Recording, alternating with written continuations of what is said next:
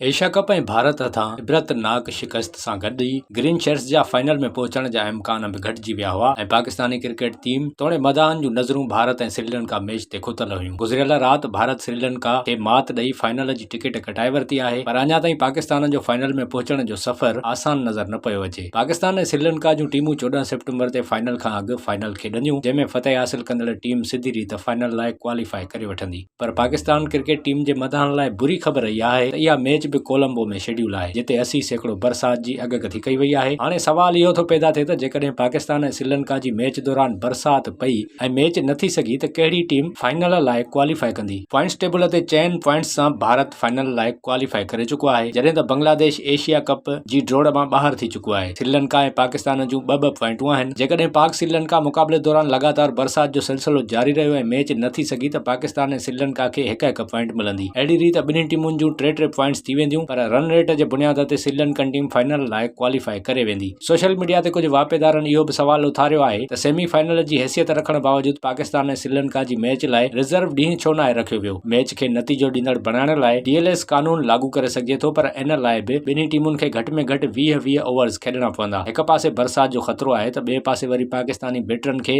भारत ख़िलाफ़ शानदार कारकर्दगी ॾेखारींदड़ विलालागी खां बचण जूं सलाहूं ॾेई रहिया आहिनि। दूनथ विलालागी जो नालो इन खां अॻु तमामु घटि माण्हुनि ॿुधो हूंदो, पर हाणे इहो नालो हर पासे गूंजी रहियो आहे, छो जो गुज़िरियल राति भारत ऐं श्रीलंका विच में एशिया कप जी अहम मैच खे हक़ीक़त में भारत ऐं विलालागी विच में मुक़ाबलो करार ॾिनो वियो। विलालागी पंहिंजे 10 ओवरनि में भारतीय बैटरनि खे सुख जो साह खणण न ॾिनो ऐं भारत जे 5 अहम बैटरनि खे आउट कयो। अहिड़े नमूने हू सभ खां नंढी उमिरि में वनडे फॉर्मेट में 5 विकेटूं वठंदड़ श्रीलंकन बॉलर बणिजी वियो आहे। जिते अॻूणे भारतीय बैटर वसीम जाफ़र विलालागी खे मुस्तक़बिल जो सितारो करार ॾिनो आहे, उते पाकिस्तानी मैदान खे इहा ॻणती वराए वई आहे त भारत जे टॉप ऑर्डर खे पंहिंजी आङुरियुनि ते नचाईंदड़ जादूगर स्पिनर आॾो पाकिस्तानी बैटर कीअं खेॾी सघंदा, जेके 2 ॾींहं पहिरियां ई भारतीय स्पिनर कुलदीप यादव ख़िलाफ़ पाण खे वाइखो करे चुका आहिनि। हिक ट्विटर सारिफ़ लिखियो त इहो सोचणु बंदि करियो त भारत कीअं खेॾंदो, इन ॻाल्हि जी ॻणती कयो त 14 सेप्टेम्बर ते पाकिस्तान विलालागी खे कीअं मुंहुं ॾींदो। भारतीय वापेदार सदीप लिखियो त पाकिस्तान खे हिक नौजवान खां बचणो पवंदो, असां हुन जी तबाह कंदड़ बॉलिंग ॾिठी आहे ऐं जीअं तीअं करे बची विया आहियूं। हाणे पाकिस्तान जो वारो आहे। मुइनुद्दीन हमीद लिखियो त पाकिस्तान जी टीम श्रीलंका ख़िलाफ़ कामयाबी माणींदी, पर बाबर आज़म खे स्पिनरनि ख़िलाफ़ एहतियात सां खेॾणो पवंदो। हू सदाईं इन्हनि जे ख़िलाफ़ आउट थी वेंदो आहे। हिक वापेदार चयो त फ़खर ज़मान फॉर्म में नाहे, इन करे संदसि जाइ ते मोहम्मद हारिस खे खेॾायो वञे, जेको वधीक जाराणे अंदाज़ में खेॾण जी सलाहियत रखे थो। पाकिस्तान खे खटण लाइ रिस्क खणणो पवंदो।